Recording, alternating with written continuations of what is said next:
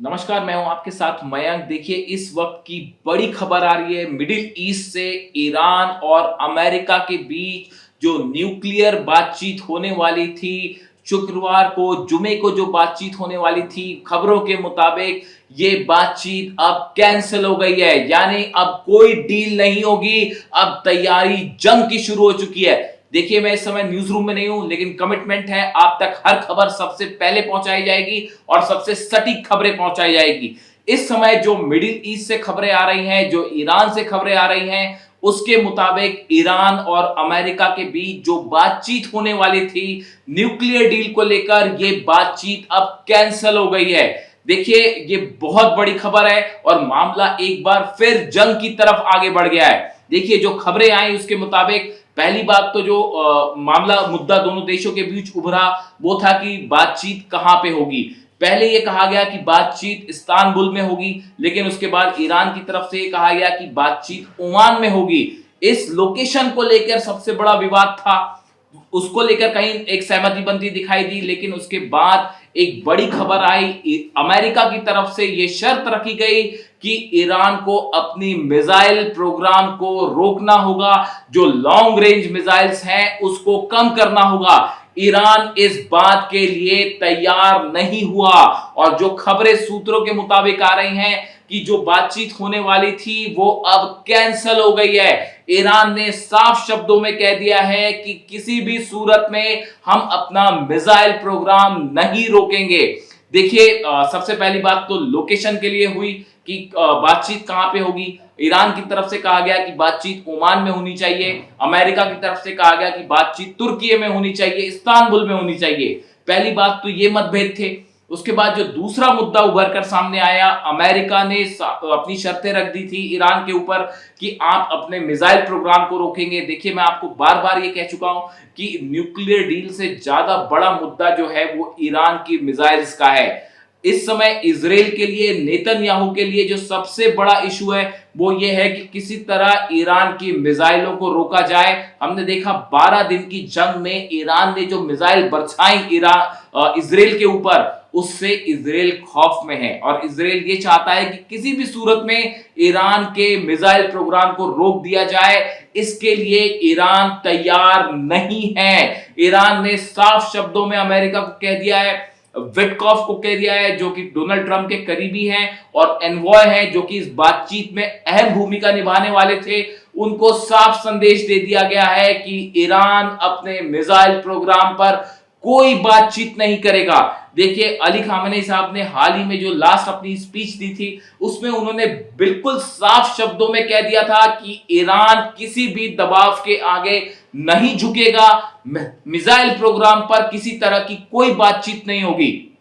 Ali Khamenei साहब के इस स्पीच के बाद, इस स्टैंड के बाद कई डिप्लोमैट्स ये मान के चल रहे थे, जो एक्सपर्ट्स हैं वो ये मान के चल रहे थे कि बहुत मुश्किल होगा कि ईरान और अमेरिका की बातचीत किसी कंक्लूजन की तरफ आगे बढ़े। लेकिन ईरान ने जो अपना पोस्चर ले रखा है, 600 से ज्यादा मिसाइल्स तैनात कर दी गई हैं, डिफेंस सिस्टम तैनात कर दिए गए हैं, लगातार अब्राहम लिंकन जो एयरक्राफ्ट कैरियर है उसके ऊपर ईरान के ड्रोन मंडरा रहे हैं। इस सूरत में अमेरिका की तरफ से ये हिम्मत नहीं हो पा रही है कि ईरान पर हमला किया जाए। इस सूरत में ये एक हालात पैदा हुए, इस तरह की बातचीत हुई बैकडोर से कि किसी तरह ईरान से बातचीत शुरू की जाए। ये कोशिशें अमेरिका की थी। मैं साफ कर देना चाह रहा हूं कि ईरान की तरफ से बातचीत की कोई पेशकश नहीं की गई। आपको इस तरह की खबरें मिल सकती हैं सोशल मीडिया में कि ईरान ने बातचीत की पेशकश की, लेकिन हकीकत यह है कि अमेरिका चाहता था कि ईरान किसी तरह से बातचीत करे। लेकिन ईरान ने साफ कह दिया है कि हम अपने मिसाइल प्रोग्राम पर कोई बातचीत नहीं करेंगे। देखिए, अली लारिजानी जो कि करीबी हैं अली खामेनी साहब की और सिक्योरिटी काउंसिल के सचिव हैं, वो रूस गए थे, उनकी पुतिन से मुलाकात हुई जिसमें बड़ी चर्चा हुई कि किसी तरह से बातचीत शुरू होती है तो उसकी क्या शर्तें होंगी। लेकिन ईरान की तरफ से ये साफ कर दिया गया कि हम अपने मिसाइल प्रोग्राम पर कोई कॉम्प्रोमाइज नहीं करेंगे। इसी बीच बड़ी खबरें ये भी आई कि पुतिन की और जिनपिंग की भी बात हुई है। चीन के राष्ट्रपति जिनपिंग की पुतिन से फोन पर बात हुई। उन्होंने ईरान के सिचुएशन पे हालात जो हैं उसको डिस्कस किया और इस तरह की हालात बने, इस तरह की खबरें आई कि जो जुम्मा है यानी कि कल जो है वो बातचीत हो सकती है ईरान के बीच में और अमेरिका के बीच में, और न्यूक्लियर डील को लेकर ये बातचीत हो सकती है।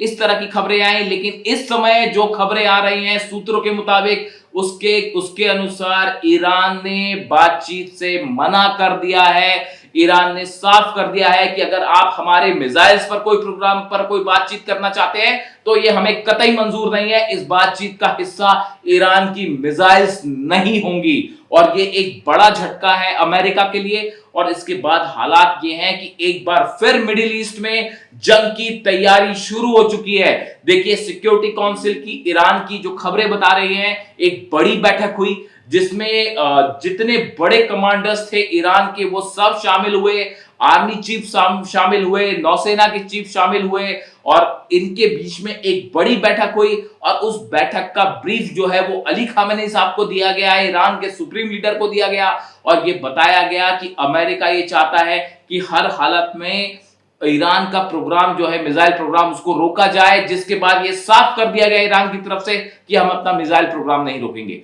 देखिए, आप अगर देखें पिछले 24 घंटे में इजराइल की तरफ से, नेतन्याहू की तरफ से ये दबाव बनाया जा रहा था कि जो बातचीत होने वाली है अमेरिका और ईरान की, इसका सबसे बड़ा हिस्सा ये हो कि ईरान के मिसाइल प्रोग्राम रुके। ये कोशिश थी नेतन्याहू की। नेतन्याहू ये चाहते हैं, नेतन्याहू इस बात को अच्छी तरह समझते हैं, जो 12 दिन की जंग हुई उसमें जो खुर्रम शहर मिसाइल्स बरसी इजराइल पर, सेजिल मिसाइल बरसी, फतेह 2 मिसाइल बरसी और उसके बाद जबरदस्त तबाही देखने को मिली तेल अवीव में, हाइफा में। ये है इजराइल की खौफ की वजह। और इजराइल का मकसद ये था, देखिए बड़ा कंसर्न इजराइल के लिए ईरान का न्यूक्लियर प्रोग्राम नहीं है, अमेरिका के लिए न्यूक्लियर प्रोग्राम बड़ा इशू नहीं है। सबसे बड़ा मुद्दा है जिससे अमेरिका और इजराइल दोनों खौफ खाते हैं, वो है ईरान की बैलिस्टिक मिसाइल्स। और अब तो इंटरकॉन्टिनेंटल बैलिस्टिक मिसाइल्स का भी टेस्ट हो चुका है, यानी कि ये खुद पेंटागन इस बात को मान चुका है कि ईरान की मिसाइल्स अब न्यूयॉर्क और वॉशिंगटन तक जा सकती हैं। और खबरें तो ये भी आई कि रूस ने और चाइना ने बड़ी मदद की है ईरान की इंटरकॉन्टिनेंटल बैलिस्टिक मिसाइल्स के डेवलपमेंट पे और उसके टेस्टिंग में। जिस तरह से ईरान ने अपनी मिसाइल टेस्ट की आईसीबीएम, जो कि रशिया को क्रॉस करते हुए साइबेरिया में गिरी, उसके बाद जो है पेंटागन के कान खड़े हो गए और ये बात कही जाने लगी कि अगर इजराइल को बचाना है तो ईरान के बैलिस्टिक मिसाइल प्रोग्राम को रोकना होगा। और जो बातचीत होने वाली थी उसके लिए बताया जा रहा है कि स्टीव विटकॉफ ने जो बात रखी ईरान के सामने, उसकी सबसे बड़ी शर्त ये रखी गई कि किसी भी तरह जो है वो ईरान की मिसाइलों को बातचीत का मुद्दा बनाया जाए और ये कहा जाए कि भाई आप अपनी मिसाइल प्रोग्राम रोक दीजिए। ईरान ने इसके लिए साफ मना कर दिया है। देखिए, कल जिस तरह से खबरें आई कि अब्राहम लिंकन के आसपास जो है वो ईरान के ड्रोन्स जो है वो उनका सर्विलांस कर रहे हैं। जितने शिप्स, जितने सबमरीन्स तैनात हैं अमेरिका की, चाहे वो अरब सागर में हो चाहे ओमान की खाड़ी में हो, उस सब पर ईरान पैनी नजर रख रहा है और चीन के सैटेलाइट्स उसकी मदद कर रहे हैं। इस तरह की खबरें सामने आई। कल आपने एक खबर देखी होगी, हमने उसका वीडियो भी बनाया कि किस तरह से जो है अमेरिका के अब्राहम लिंकन को फॉलो किया ईरान के शाहिद 139 ड्रोन ने, उसके बेहद करीब पहुंचा। नतीजा ये था कि ईरान के इस ड्रोन की वजह से अमेरिकन नेवी ने जो है वो अपना F-35 जेट उसको टेक ऑफ करना पड़ा और शाहिद जो ड्रोन था उस पर हमला करना पड़ा। हकीकत ये है कि ये पहली बार हुआ कि ईरान का शाहिद ड्रोन अब्राहम लिंकन के बेहद करीब पहुंच गया था और जिसकी वजह से अमेरिका को ये डर सता रहा था कहीं अब्राहम लिंकन पर हमला ना हो जाए। इस तरह की तमाम खबरें आई। उसके बाद अब्राहम लिंकन को पीछे खींचा गया, ओमान की खाड़ी से अरब सागर में पहुंचाया गया। इसके बाद जो टॉक्स की बैकडोर टॉक्स हुई जिस तरह से चली, रूस ने उसमें इंटरफेरेंस किया, इजराइल की तरफ से, नेतन्याहू की तरफ से तमाम बातें कही गई। उसके बाद एक एजेंडा फिक्स हुआ कि भाई ईरान और अमेरिका के बीच में किसी तरह से बातचीत हो और ये कोशिश अमेरिका की तरफ से की गई, ईरान की तरफ से कोई कोशिश नहीं की गई।